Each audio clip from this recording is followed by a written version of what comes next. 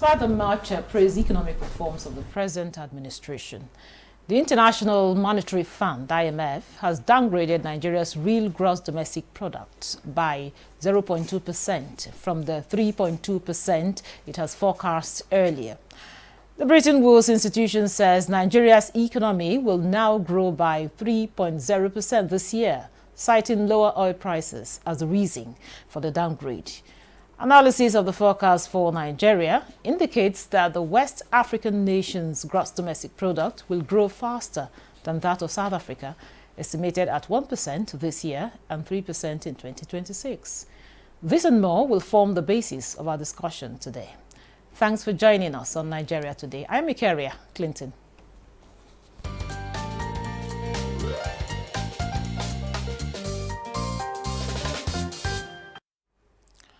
Now, with me in the studio for this conversation is Niyi Akinshiju. He's a financial and investment analyst and chairman, Independent Media and Policy Initiative. You're welcome to Nigeria Today. Pleasure is mine. Thanks for having me. And joining us via Zoom from Lagos is Shuaibu Idris. He's a managing director and CEO, Timeline Consult Limited. It's a pleasure to have you on Nigeria Today.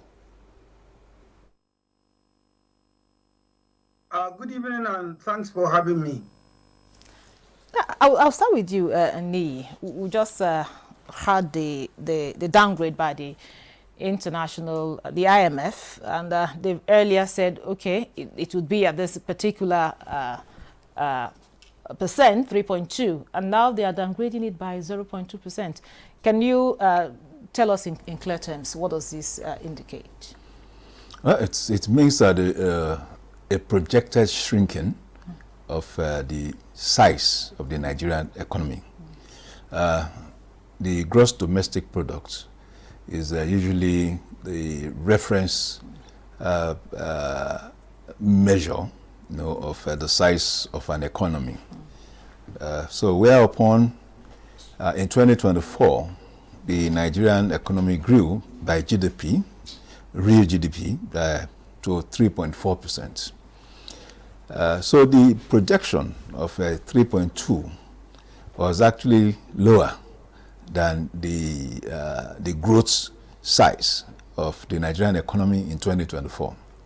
And now, because of their projection or their conjecture around possible decline in crude oil prices, they are now saying the economy, the Nigerian economy, will also further shrink by 0.2%. That is from the 3.2% they projected to 3.0%. So what we are saying essentially is that the Nigerian economy is projected to reduce, to decline, to shrink, however I want to say it is a negative, But if by my own personal consideration and of course estimation, I don't think that would come to pass, because the truth of the matter is the IMF is using a one-factor consideration to make this projection.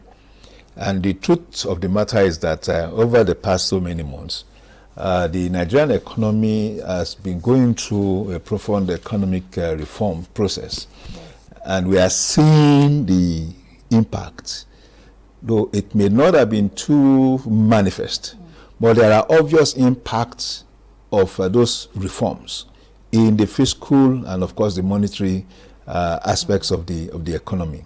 So, to a large extent, I don't think that singular factor of the price reduction in the price of crude oil will be a major contributing factor to the reduction or to the GDP, as it were. Okay. Even now, the reduction in the price that we have experienced over the past 2 or 3 weeks, starting with what the President of the United States of America, Mr. Donald Trump. We'll come to that. All right. Let's get Shuaibu's perspective on this. Now, Shuaibu, some experts have said the IMF is excessively pessimistic. Some say they're exaggerating, and of course they are not in tune with the present realities, the policy realities in Nigeria. What would be your perspective on this downgrade? Well, first and foremost, as a chartered accountant and a financial analyst and economics, I will, take the cue of the IMF to be a bit conservative. It is always better to understate your strength and surprise people with the strength rather than to overstate your strength and then disappoint yourself by not meeting the target. If you look at the trajectory of our ecosystem, the economy of Nigeria in the last, say 18 months, where did we come from? Where have we reached and where are we heading to? This government started at a point when, there was the necessity of removal of subsidy in both petroleum-related products, particularly the PMS. There was also the necessity of removal of subsidy on energy pricing. And then there was a fundamental necessity and urgency of measure of exchange rate. Now, these policy measures, being that they are necessities and they were long overdue to have them, the president was courageous enough to implement these policies. Now, what were the consequences of the implementation of these policies? First and foremost, critical, factors or the concomitant features of the GDP of Nigeria, are the small and medium-scale enterprises that are operating in the country. Maybe about 60% of the businesses in Nigeria are under that spectrum. Agriculture, manufacturing, the oil and gas. These are some of the sectors that form part of the measures of the GDP. Now, if you dimension this sector and say, what has been the impact of the implementation of these policies, say, on small and medium-scale enterprises? There have been the debt, quite a number of micro, small, and medium-scale enterprises have gone into extinction largely because they are not able to have working capital arising from increase in inflation, increase in interest rates, and the issue of the adjustment. I don't want to use devaluation, the adjustment of the value of the naira.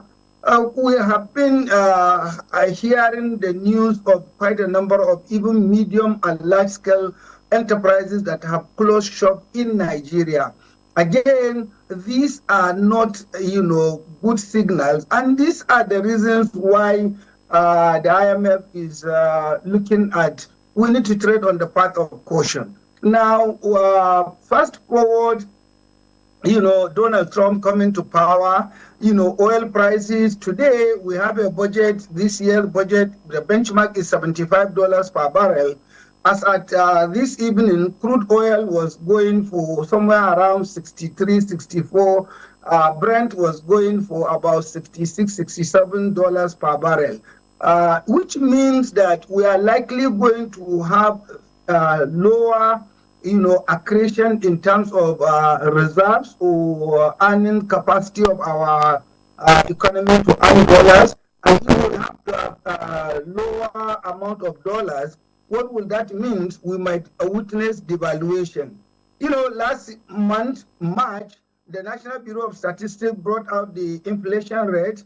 We witnessed January, February inflation receded and went down, but by March it resumed the high, the growth to northward instead of southward, meaning increasing. So, which means inflation will increase, and chances are interest rate will the best we can expect is maintaining the same level. Otherwise, it may further increase. Now, with these factors, the only possibility of the economy to grow at the 3.5 or 4% that we are thinking is not a possibility as far as I see it. And the factors are there, and anybody who adds 1 and 2, the best you can get is 3. At best, if you borrow from mergers and acquisition, you could say it could give you 5. We'll come back to you on some issues you've raised there. Now, back to you, Dr. Niyi Akinshiju. You talked about, of course, some of the policies that have been in place that, of course, we've been recording some, amount of growth in that area. However, the IMF has cited the decline in the global oil price.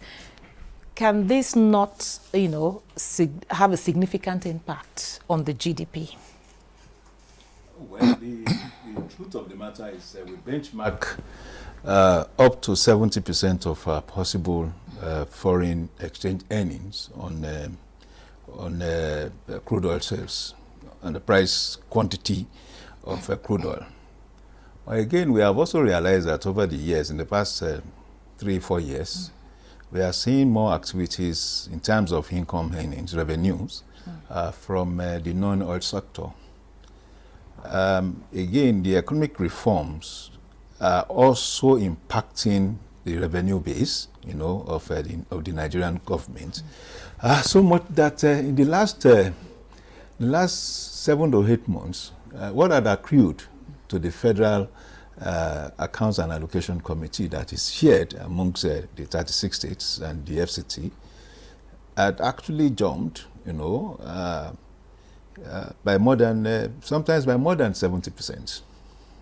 So what we're doing at a high of 900 billion naira before the end, by 2023 ending, from from March 2024, revenue accrued to the Nigerian government had grossed 1.2%. At the point in time, it was, and in one particular month, it was 1.38.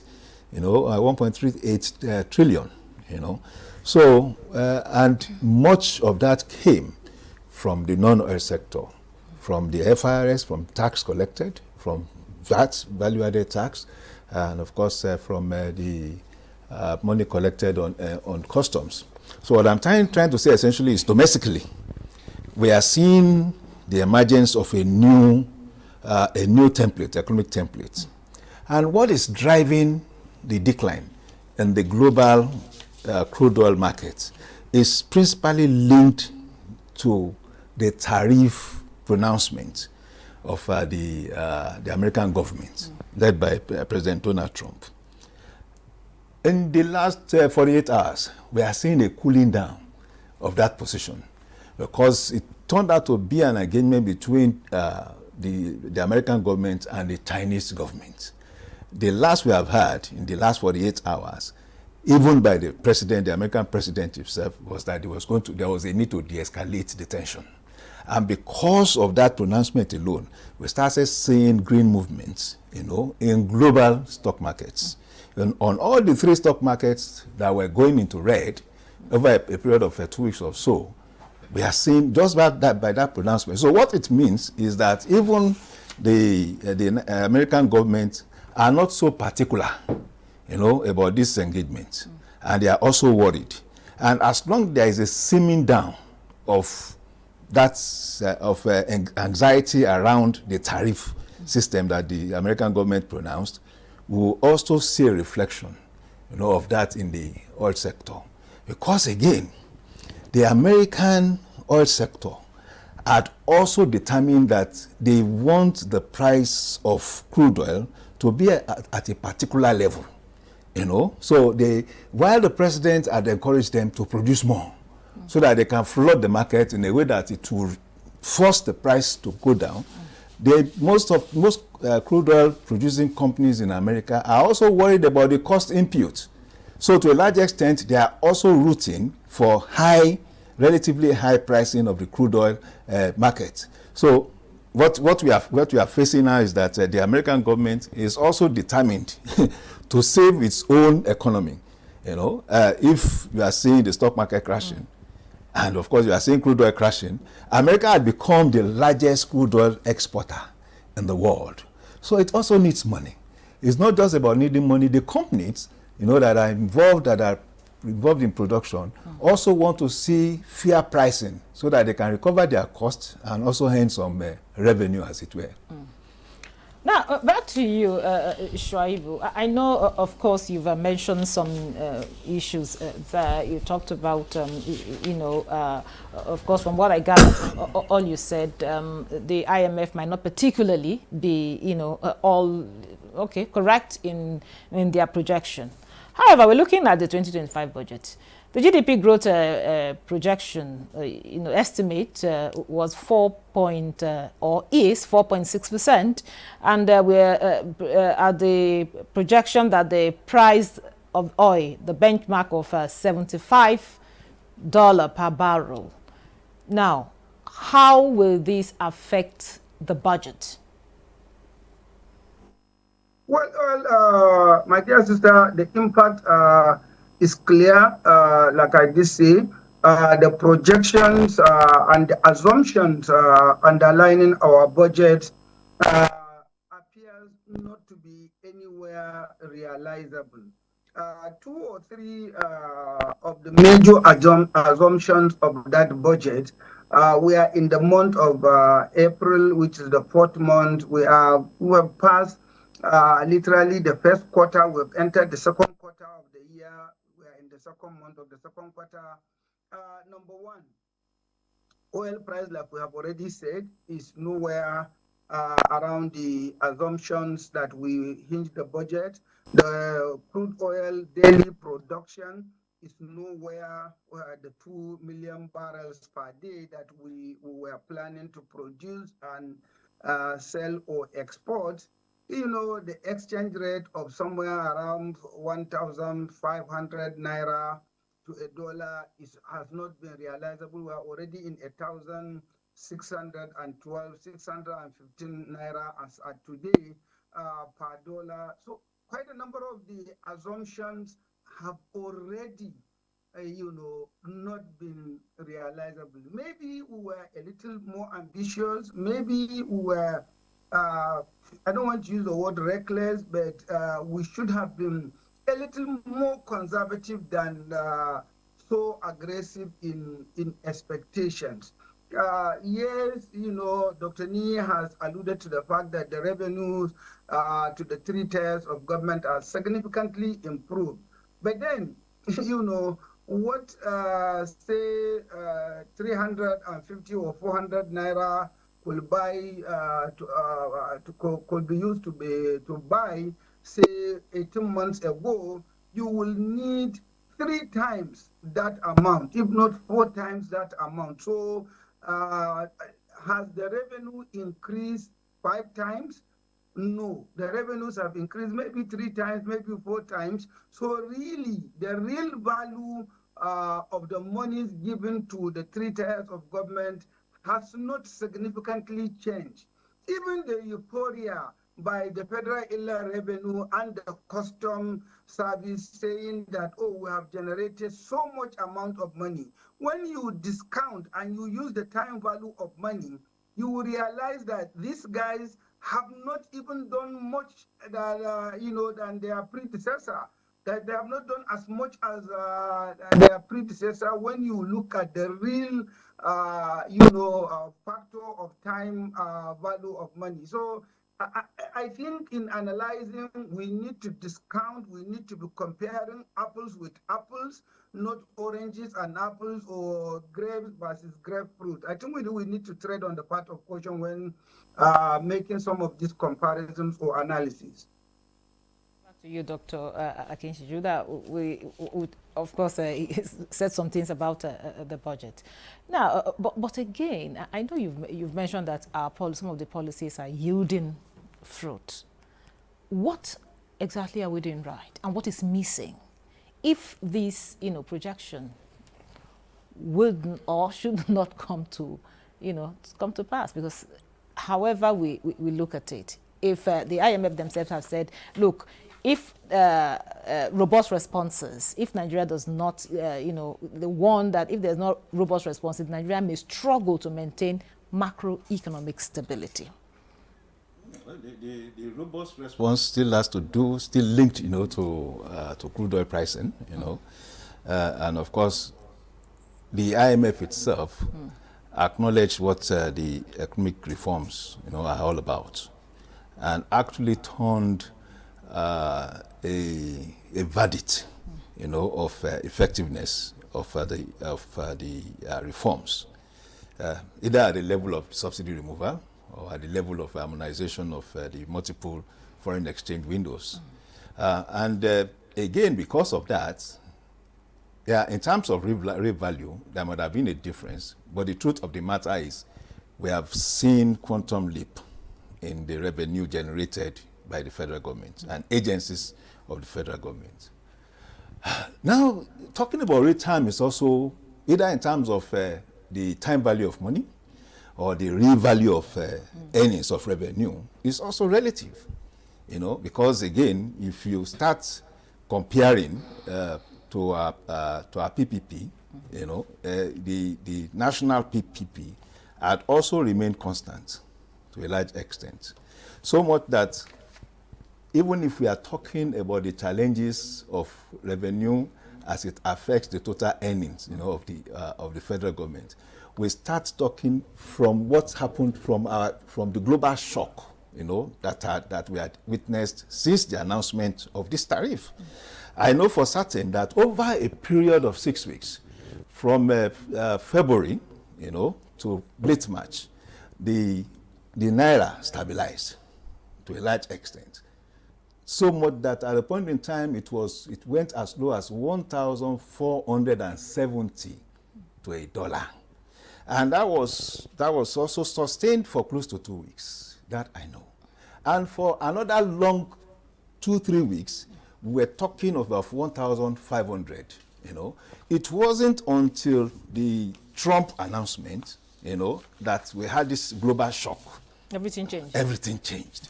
And so we cannot now, be measuring what we have done or what had returned to the economy or the value of the economy with what happened in the last 3 weeks, because we know they are impeached. I mean, they are connected more or less to the Trump thing. And that's why I'm saying even Trump himself is now concerned to the extent that his own pronouncement is affecting the American economy. And if it's affecting the American economy, the question is, you promised something to the American economy. You promised reduced cost of living. This is what you are giving us, And there is a consideration already that there will be a detente, between America and China. So I believe personally, that once we are able to agree on that, it's likely there will be a rebound, in the price of crude oil, which has been the major, focus of the IMF in their projections. Okay, now back to you, Shuaibu. I'll just give in 30 seconds. We just want you to give us your closing thought on this issue. Well, I don't have a divergence of opinion or views with Dr. Nee as regards, the timing of some of these things. However, this morning we woke up with statistics of countries' GDP. Nigeria is down from #1. We are now #4 behind Egypt, Algeria, and South Africa.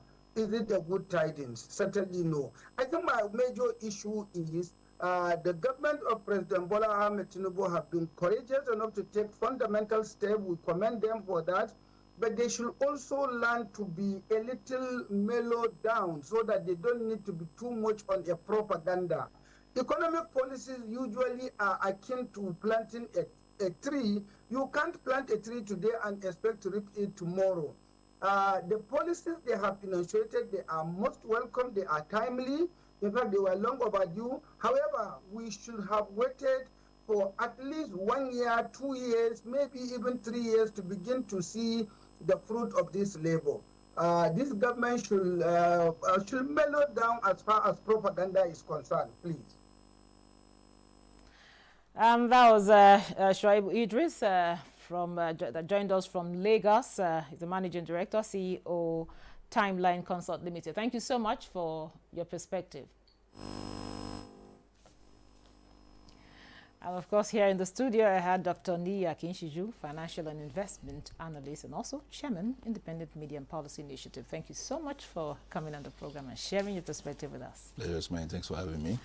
And thank you for being part of the program. I'm Ikeria Clinton. Goodbye.